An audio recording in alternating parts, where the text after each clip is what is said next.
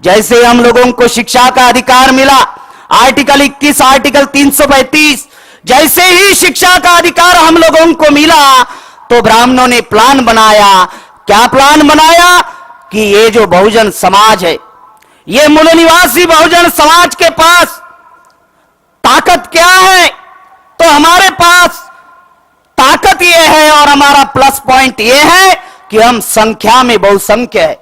हम 85% लोग हैं और ब्राह्मण जो है संख्या में 3.5% है, वो अल्पसंख्य है। हमारी दूसरी ताकत यह है कि हम बहुसंख्य होने के बावजूद भी इस देश के मूल निवासी है, और ब्राह्मणों की कमजोरी यह है कि वो अल्पसंख्य है और विदेशी है। तो ब्राह्मणों ने प्लान बनाया। प्लान इस तरह से बनाया, साथियों, एक स्टैटिस्टिक आप लोगों को मैं समझाना चाहता हूं कि वो लोग शिक्षा का स्तर क्यों घटाना चाहते हैं और शिक्षा को लेके क्यों षड्यंत्र कर रहे हैं। वो इसलिए कर रहे हैं क्योंकि शिक्षा जो है, डॉक्टर बाबा साहब आंबेडकर ने कहा था कि शिक्षा वो शेरनी का दूध है, जो पिएगा वो गुर्राएगा।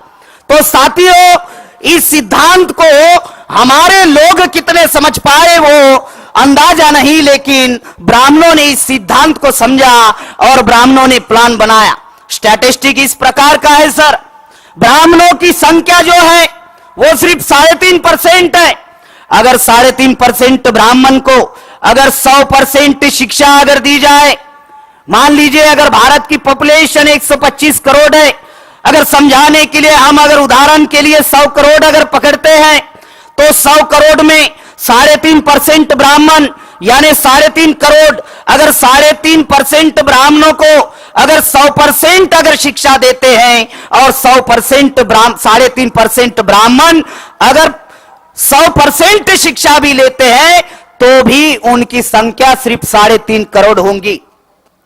मान लीजिए हमारी जो संख्या है मूल निवासी बहुजन समाज की, SC ST OBC माइनॉरिटी, जो ये 85% मूल निवासी बहुजन समाज है, 85% को अगर 100% अगर शिक्षा दी जाए तो 100 करोड़ में 100% होता है 85 करोड़।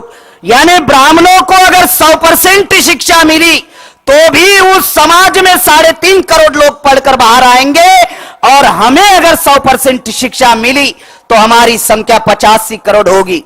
अगर मान लीजिए बहुजन समाज को अगर 50% भी अगर शिक्षा मिलती है तो 85 करोड़ में 50% होते हैं 42.5 करोड़। अगर हम लोगों को 25% अगर शिक्षा मिलती है तो आंकड़ा होता है 21 करोड़। अगर हम लोगों को 10% भी अगर शिक्षा मिलती है तो आंकड़ा होता है 8 करोड़। अगर हम लोगों को 5% भी अगर शिक्षा मिलती है तो हम 85% लोगों का आंकड़ा होता है 4 करोड़। ब्राह्मणों को 100% भी अगर शिक्षा मिली तो उनका आंकड़ा होगा 3.5 करोड़। अगर बहुजन समाज को 5% भी अगर शिक्षा मिली तो हमारा आंकड़ा होता है 4 करोड़। यानी 5% भी अगर हमारे समाज के लोग अगर पढ़ लिख कर अगर बाहर आते तो भी हम संख्या में 4 करोड़ होने वाले हैं।